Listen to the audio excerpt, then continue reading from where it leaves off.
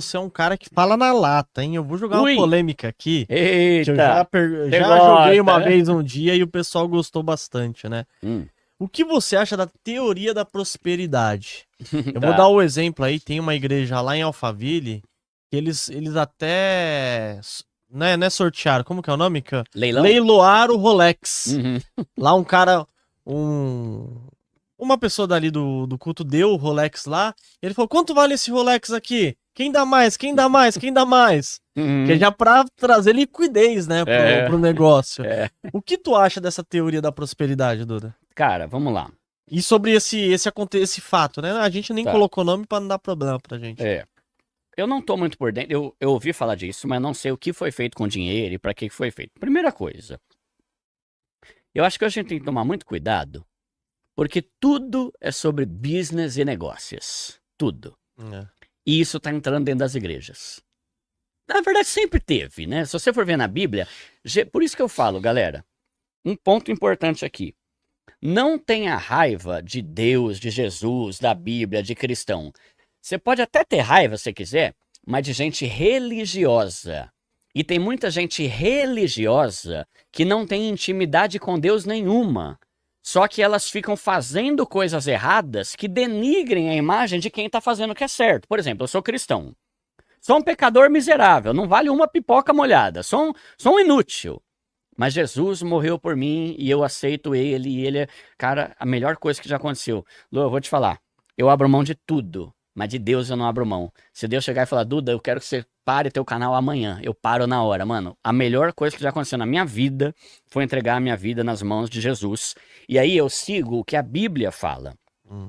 Só que muitas coisas que estão acontecendo dentro de igreja, seja cristã, seja católica, seja isso, tudo quanto é denominação, não refletem aquilo que Jesus espera de nós. Tanto que, vamos pegar, lá na Bíblia... Não estou falando de ontem, dentro da semana passada. Estou falando de 2000 e poucos anos atrás aí. 2000 anos atrás, vai.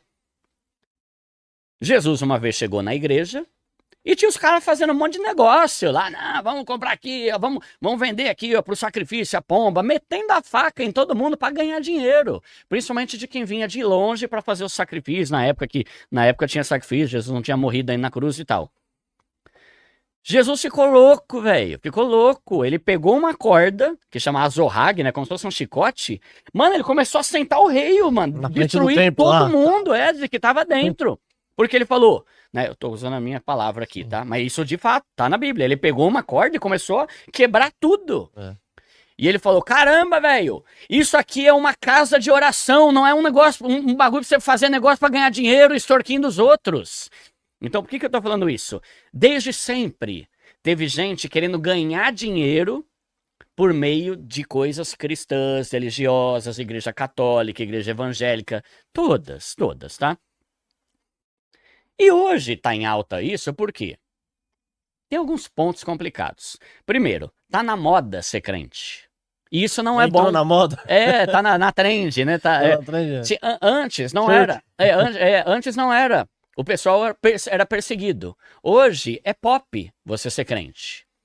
Então qualquer pessoa que vai numa igreja já acha que é crente, só que ela não aceitou Jesus, ela não depende de Jesus, ela não lê a Bíblia, ela não entendeu que ela é um pecador miserável, ela simplesmente está achando que Jesus é legal. E o cristianismo não é sobre achar que Jesus é legal. É confronto, né? É confronto, é eu entender que, caramba, mano, eu sou muito lixo e eu preciso totalmente dele. Eu dependo dele, não é que eu escolho ele porque eu gostei. Só que hoje tá na moda. Então tem igrejas da moda, tem pastor da moda. Por exemplo, vamos pegar Jesus. Estamos falando mais de religião do que de finanças. Não, pode... mas tem a ver, tem a ver. É.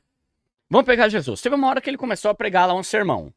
E ele começou, mano, não pode fazer isso, para de adulterar, você tem que perdoar o teu próximo, você não, cuidado com o egoísmo, a ganância, a avareza. Começou a falar um monte de coisa que não era gostoso de ouvir. Todo mundo vazou. Aí ele chegou para os discípulos dele e falou, e vocês, vão sair fora também? Daí falaram, não, só o senhor tem palavra de vida, vamos ficar aqui e tal. O discurso de Jesus não era agradável. Só que hoje o discurso que tem sido pregado em muita igreja é agradável. E a Bíblia já previa isso, porque a Bíblia fala, fica fica ligado, toma cuidado, porque nos últimos tempos, as pessoas vão começar a falar coisa gostosa de se ouvir. E o cristianismo não é sobre ser gostoso de ouvir. É sobre coisas que a gente... É o confronto que você falou. Pô. Eu não posso não perdoar. E não é fácil perdoar. Né? C.S. Lewis falava, né? Todo mundo acha que perdão é fácil, até ter que perdoar alguém. Né? Então, assim, é sobre confronto. A Bíblia fala que Jesus fala que o caminho é estreito.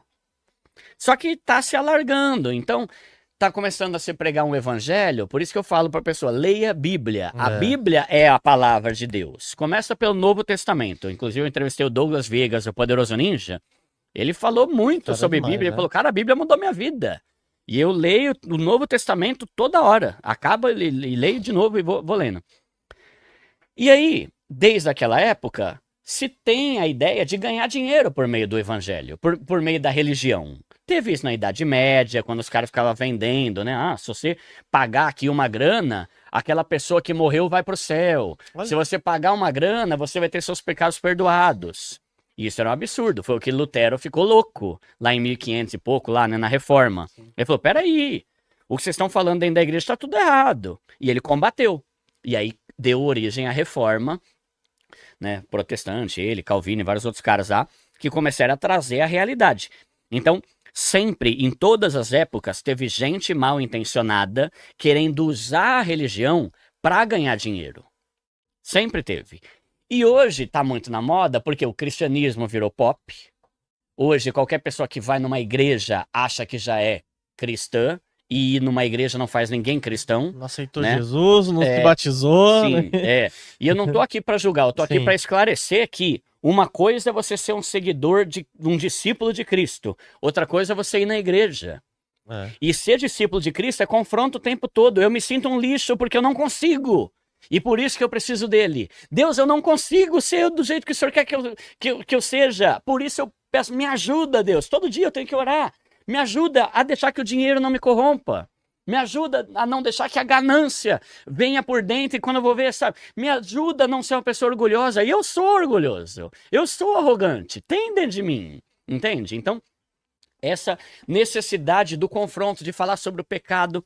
Só que hoje em dia está se fazendo muito uma pregação fraca, que está levando um monte de gente para a igreja que não entendeu o evangelho ainda, porque é conveniente, e aí está começando a surgir esses nichos de pessoas que se dizem cristãs, mas que na verdade estão só fazendo rodinha de amigo para fechar negócio. Cara, tem um monte de exemplo na minha cabeça, mas eu não vou falar nenhum, porque não é sobre isso o ponto. Mas tem um monte de gente que está usando o evangelho para fechar negócio, para fazer network, entende? Então eu oro para que, estando lá, Deus realmente consiga, né, que essas pessoas realmente entendam o que o evangelho é. Ou que né? seja ali pelo menos uma porta de entrada, né? E a pessoa começa a estudar e... Entendi. E se liber... Aí Deus vai lá e faz a obra na vida da pessoa. Só que tem muito isso. Então tem igrejas na moda, tem igrejas que pregam pouco sobre santidade e muito sobre prosperidade, que aí entra a teologia da prosperidade, que é falar, pô, você tem que ser rico. Não, você não tem que ser rico. Você pode querer, e se Deus vê que... A Bíblia fala o quê? Quem é fiel no pouco, vai ser fiel sobre muito. Se Deus vê que você é fiel, mesmo sendo uma pessoa pobre, e o que eu quero dizer com fiel? Uma pessoa generosa. Por exemplo, eu tava vindo pra cá hoje. Até filmei, né, uns caras lá. Eu chego aqueles caras lá que fica fazendo, acho que é repente, né? Sabe aqueles caras? Você, né, meu amigo, você vai pegar o trem, não. Aí o outro começa a outra frase, né? Pô, eu fui lá, eu vi, será que eu tenho dinheiro? Aí eu dei umas moedas pra ele, sabe? Tipo assim, e é algo que eu já fazia antes de ser rico. Quando você é generoso no pouco, Deus vai ver. E ele vai falar, mano, o Luan, ele tem ajudado pessoas. Aquele cara é um cara que dá pra eu fazer ele rico. Porque se ele tá sendo fiel, generoso, pensando no próximo, na pobreza, ele também vai pensar na riqueza. Sim. Né? E aí Então, assim, não é lei que você tem que ser rico. Deus não prometeu que você vai ser rico. Também não falou que você tem que ser pobre. Viva a vida com generosidade dentro das suas possibilidades. E sendo pobre ou sendo rico, você pode agradar muito o coração de Deus. Algumas das pessoas, Luan, mais admiráveis que eu conheço na vida, não são ricas. Por exemplo, eu tenho um amigo que é missionário, chama Daniel. Ele é um dos 3 caras, cara, que eu mais admiro na vida. É minha mãe, o Tiagão, que é um cara da minha igreja, que é um ex-líder do meu grupo de louvor lá, e esse missionário que é o Daniel. Mano, ele não tem nada. É um dos caras mais incríveis, mano. Pensa num cara louco que eu conheço. Eu troco mensagem com ele toda hora, sabe? Falo, mano, tá acontecendo isso, você acha que eu faço, sabe? Mano, não tem nada. E ele era um cara que tinha muita grana. Ele era concursado, passava em todos os concursos que ele queria, abriu mão de tudo para ir lá para África ser missionário. Não tem nada a ver com ser rico, entende? Então, acho que tem algumas igrejas que falam sobre esse negócio de teologia da prosperidade. Você tem que ser rico. Se você não é rico, você está amaldiçoado. Isso não tem base bíblica nenhuma. Então, eu acho legal você buscar a prosperidade com propósito. E não com esse tipo de argumento. Ah, eu estou passando por dificuldade, eu sou amaldiçoado. Não, não é. É a vida. São fases. Tem gente que vai ter momento bom e momento ruim. E Deus está com a gente o tempo todo. Importante a gente estar com o coração nele. E se você quer ser rico, que seja pelo propósito certo. Qual que é o propósito que eu, Duda, considero como certo para você querer ser rico? 3 coisas. Primeiro, qualidade de vida para você e para tua família. Por quê? Porque você merece. E a Bíblia fala, é bom que o homem desfrute a vida com o fruto do seu salário. Outra coisa, independência financeira. Eu ter uma grana para não depender de Bolsa Família ou de um perrengue ou de pegar dinheiro com agiota. Eu ter meu pé de meia. E a Bíblia fala, o sábio tem sempre azeite e mantimentos armazenados em sua casa, né? E a generosidade. Quanto mais eu tiver, mais gente eu vou poder ajudar. Então, por que você quer ser rico, Duda? Por que você orienta as pessoas a quererem ser ricas? Para a gente ter qualidade de vida e poder curtir com a nossa família.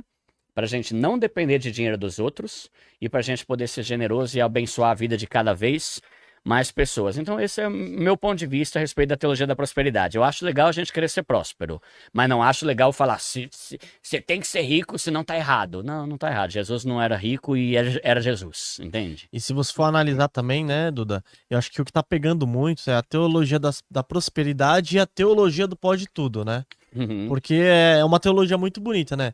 Se Deus deixou você tocar, deixou você pegar, deixou você apertar, é porque ele tem o poder. Ó a pregação do cara. Imagina o cara que tá em adultério.